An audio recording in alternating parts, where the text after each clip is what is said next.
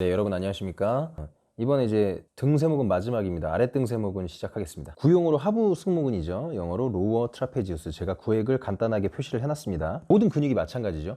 섬유를 나누는 이유는 섬유의 방향과 기능이 좀 달라지기 때문에 나누는 거지, 실제로 카데바 사진이나 이런 것들을 보면 같이 이렇게 분리가 됩니다. 뭔 얘기냐면은 하나의 근육이기 때문에 이거를 우리가 기능을 통해서 상중하부로 나눌 뿐이지 결국은 하나의 근육이기 때문에 경계가 굉장히 모호할 수 있다는 점을 알고 계시면 될 것 같고, 그래서 구분을 뭐 어떻게 하냐면 기시정지에서 나오겠지만 섬유의 방향이 내측 하방으로 이동하는 구간을 하부 승모근, 아랫등세모근이라고 보시면 될 것 같습니다. 이제 기시정지 넘어가서 좀 더 자세하게 말씀을 드릴게요. 자, 보시면 기시가 등뼈 3번부터 등뼈 12번, 우리가 중간 등세모근 들어갔을 때 등뼈 3번까지, 경추 7번부터, 그러니까 목뼈 7번부터 등뼈 3번까지라고 제가 설명을 드렸죠. 그러면은 중간 등세모근이 끝나는 그 지점부터가 아랫등세모근이라고 표현을 하고 있는 거죠. 보면은 여기가 이제 경추 1번이에요. 그러면 2, 3, 4, 5, 6, 7 여기까지가 경추고, 그러면 이게 흉추 1번, 2번, 3번 되겠네요. 그럼 여기서부터 어떻게 돼 있어요? 어깨뼈 가시의 뿌리. 그러니까 어깨뼈 가시가 견갑극 얘기하는 거잖아요. 견갑극의 끝단을 표시하는 겁니다. 이렇게. 이 정도 이 에이리어가 아랫등세모근이라고 보시면 될 것 같아요. 옆에서도 마찬가지. 이게 목뼈 7번이라고 했으니까 등뼈 1, 2, 3번부터 이렇게 끝까지, 그죠?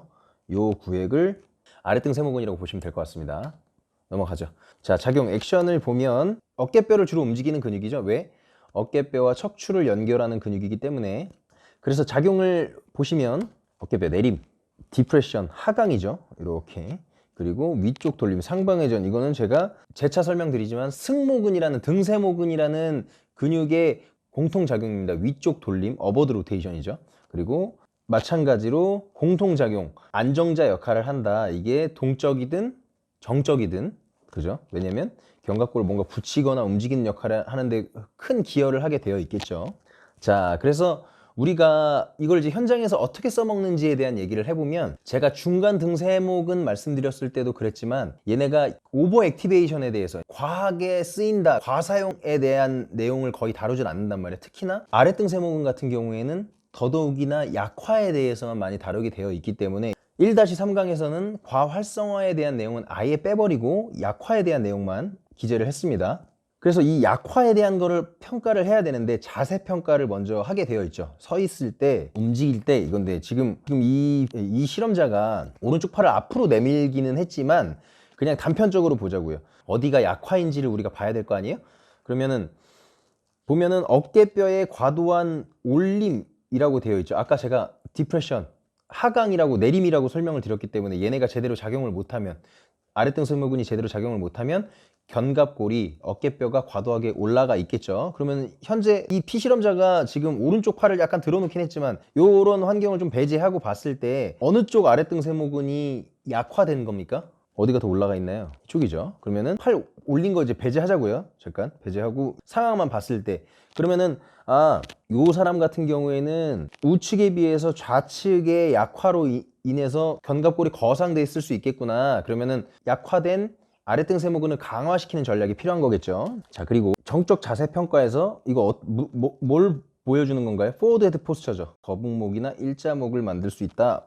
우리가 터틀넥 신드롬 이렇게 얘기하고 포워드 헤드 포스처, 이게 결국에는 같은 동의어입니다. 근데 상황에 따라서 거북목은 이렇게 C자 커브가 과하게 일어난 것들을 얘기하는 거고, 일자목은 지금 같은 형태가 사실 일자목에 가깝죠. 커브가 없는 형태에서 이렇게 앞으로 두부 전방 자세가 되어 있는 것들, 이런 걸 포워드 헤드 포스처라고 얘기를 하게 되어 있고, 이런 자세를 만들 수 있다라고 얘기를 합니다. 이거는 제가 전전 시간에 윗등세모근 할 때 아마 말씀을 드렸었는데, 어퍼 크러스트 신드롬, 그러니까 상지 교차 증후군에 해당하는 내용들이죠. 보상작용이 반드시 포함돼서 이런 작용들이 나온다는 얘기지, 하부 승모근만 약화돼 있다라고 해서 이런 자세가 나오긴 어렵지 않습니까? 아랫등세모근이 약화되어 있기 때문에 윗등세모근이 과하게 활성화되면서 거북목을 일으킬 수 있다 이렇게 보는 거죠. 아니면 그런 문제에 의해서 팩토럴 머슬, 가슴 근육들이 단축될 수 있다, 이런 여러 가지 문제들의 복합점을 가지고 어퍼 크러스트 신드롬이라고 해석을 하는 거죠. 자, 넘어가 보도록 하겠습니다. 자, 그 다음에 움직임 평가를 합니다. 자, 움직임 평가를 할 때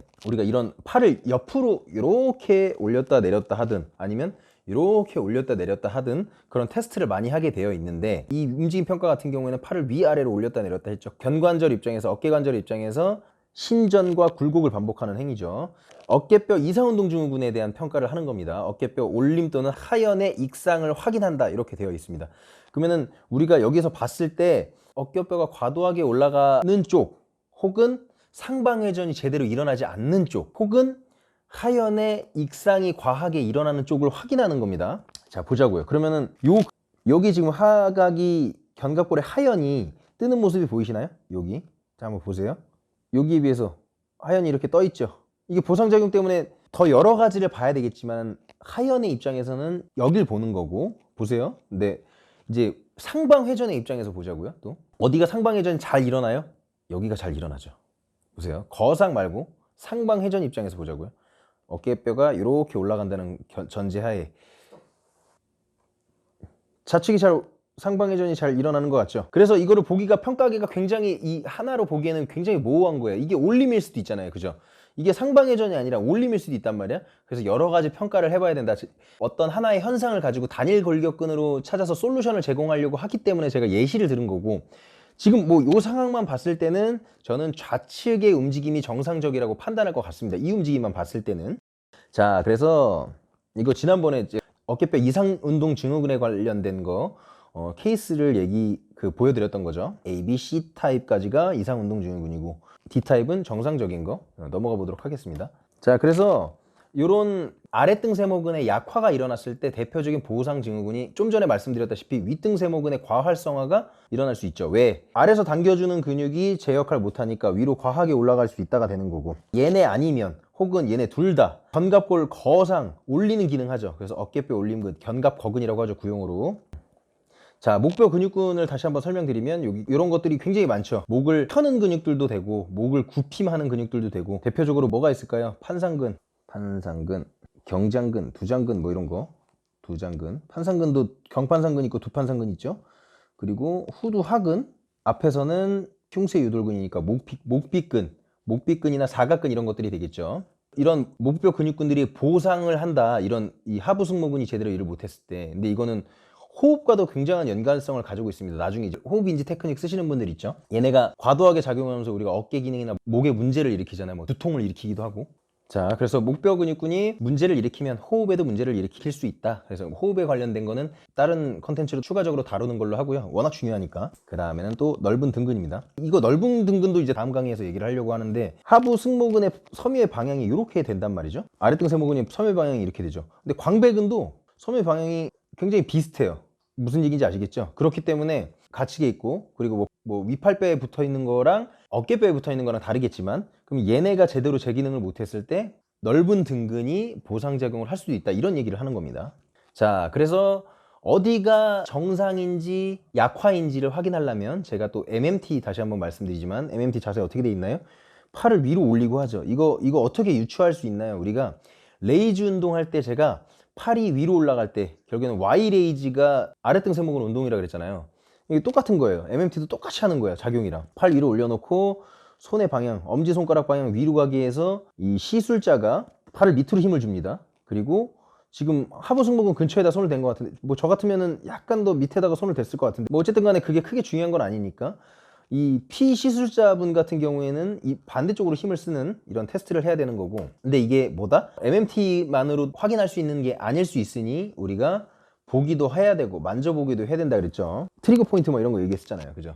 트리거 포인트, 타우트 밴드 얘기하면서, 아까 이제 자세평가 같은 경우에는 눈으로 보는 거고, 촉진은 만져봤을 때 우툴두툴한 타우트 밴드가 형성됐거나 머슬벨리가 높아져 있고 비대해진 이런 스트레스 받은 조직이 있는지 확인하는 거고. 자, 그래서 이제 약화에 대해서 확인이 됐어. 그러면은 왼쪽이든 오른쪽이든 확인이 됐단 말이에요. 그럼 활성화를 시켜야 되겠죠. 또 나옵니다. 이제 활성화부터 통합 단계로 가는 거 제가 설명드렸죠. 이렇게 간다고. 활성화부터 하는 거다. 왜? 얘네 단일 근육이 정상 기능을 못하면 통합 운동 하면은 절대 제 기능을 못한다. 그냥 운동 들어가면 이게 통합이라고 단어를 바꿨는데 바로 강화, 이 부하를 갑자기 높여가지고 운동을 시키면 제대로 작용을 못할 거 아닙니까? 여러 가지 관절이 같이 쓰이고 여러 가지 근육들이 한꺼번에 협응해야 되는 운동들이 바로 들어가게 되면, 그쵸? 그래서 활성화를 먼저 해야 된다. 근데 여기 또 나옵니다. Y레이즈 나왔죠. 하부 승모근과 이 아랫등 세모근 같은 경우에는 Y레이즈로 운동을 해야 된다고 설명을 드렸고, 그러면은 이 Y레이즈 운동을 하면서 여기다 큐잉을 줘야 되겠죠. 여기다 힘 줘보세요. 근데 다 요거밖에 안 나와요. 여러분들 이제 서칭해 보시면. 그래서 이걸 가지고 활성화해서 강도를 높이는 거죠. 이 자세에서 벤치를 쓰던, 처음에는 이제 제대로 안 될 테니까 매트에서 엎드려서도 해보고 그냥 서서도 해보고, 서서 되면은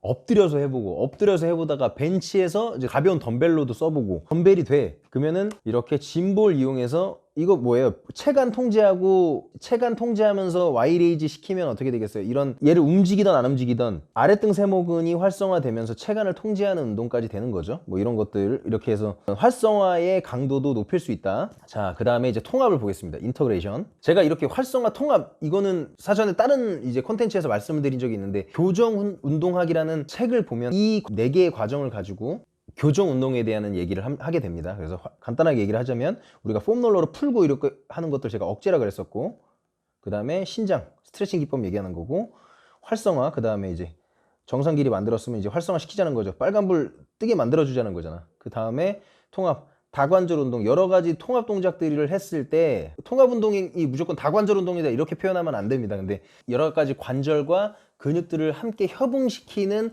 동작을 시키는 걸 가장 최후의 마지막 단계라고 소개를 하게 되어 있습니다. 그래서 통합이라고 제가 다시 한번 설명을 드렸고, 자, 통합 운동을 보면 지금 랩풀 다운 하고 있는 거죠. 랩풀 다운 할 때 아랫등 세모근 같이 운동된대요. 왜요? 이거 광배근 운동이잖아요. 그죠? 주동근은 광배근 운동인데, 팔이 올라가는 부하에 대해서, 자, 부하가 하늘 방향으로 주어지죠. 위쪽 방향으로. 그러면은 나는 어느 쪽 방향으로 힘을 쓰는 거예요? 당연히 반대 방향으로 힘을 쓰는 거고, 요때 견갑골, 어깨뼈의 입장에서 어깨뼈 올라가는 거를 아래쪽으로 통제하는 운동을 하는 거죠. 감속시키는 역할을 하는 거죠. 위로 올라가는 걸 감속시키는 역할을 광배근도 하지만 아랫등 세모근도 하기 때문에, 그죠? 자, 그 다음에 딥스입니다. 딥스. 딥스가 왜 아랫등 세모근 운동인가요? 이렇게 접근하는 게 아니죠. 같이 쓰이는 여러 가지 근육과 관절들이 쓰이는 통합 동작에서, 왜? 이것도 마찬가지. 부하가 어떻게 주어지는 거예요, 지금? 견갑골을 쓰라는 운동 자세에서 견갑골을, 어깨뼈를 올리겠어요, 내리겠어요? 외쪽 부하가 내 어깨뼈 입장에서 어깨뼈를 올리려고 할 거란 말이에요. 맞잖아요. 체중이 아래로 실리니까. 지구의 중력 방향 아래니까. 맞죠?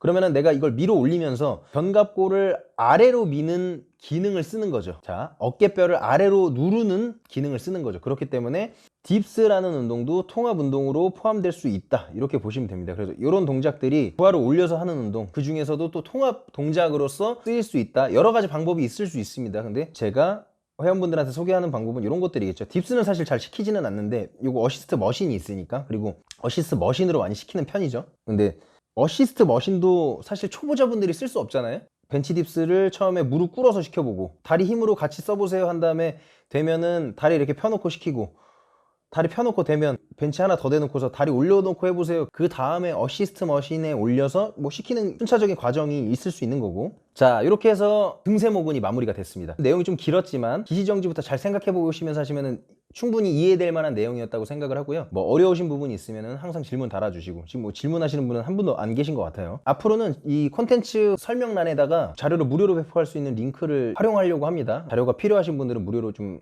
다운받아서 활용하시길 바라고, 다음 콘텐츠에서는 넓은 등근을 하도록 하겠습니다. 오랜 시간 동안 수고 많으셨고요. 여기까지 하겠습니다. 감사합니다.